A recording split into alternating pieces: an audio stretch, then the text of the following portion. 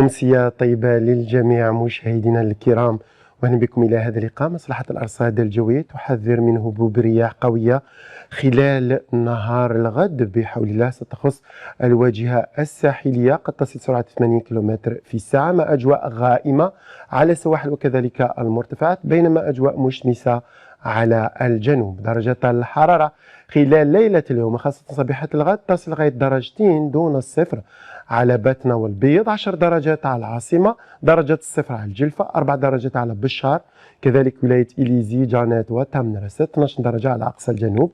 أما خلال ظهيرة الغد درجات الحرارة القصوى في استقرار، مقاييس ما بين 18 لغاية 21 درجة على الواجهة الساحلية، 11 درجة على الجلفة البيض، 18 درجة على بشار وبسكرة، 20 درجة على غرداية، 23 درجة على تندوف، ننتظر 24 درجة على الصحراء الوسطى، 28 درجة على أقصى الجنوب. البحر خلال يوم الغد هناك تموج نظرا لانخفاض ضغط الجوي على الحوض المتوسط، فعليه بحر مضطرب كثير الاضطراب تقريبا على طول الشريط الساحلي، حتى رياح ستشتد تصل لغايه 80 كم في الساعه.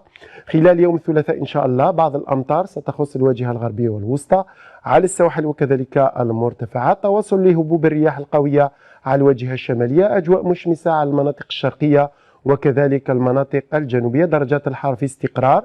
خلال يوم الأربعاء تساقط للأمطار بحول الله على شكل زخات ستخص الواجهة الساحلية، ثلوج على المرتفعات الداخلية التي يزيد علوها 900 متر، السحب ستمتد إلى غاية شمال الصحراء، دائما هبوب رياح قوية على الواجهة الساحلية.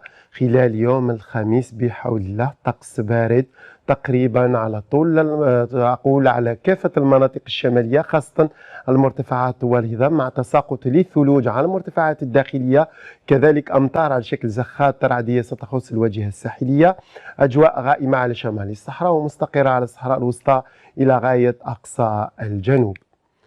غروب الشمس ليوم الغد على مستوى العاصمة سيكون بحول الله في تمام 5:56.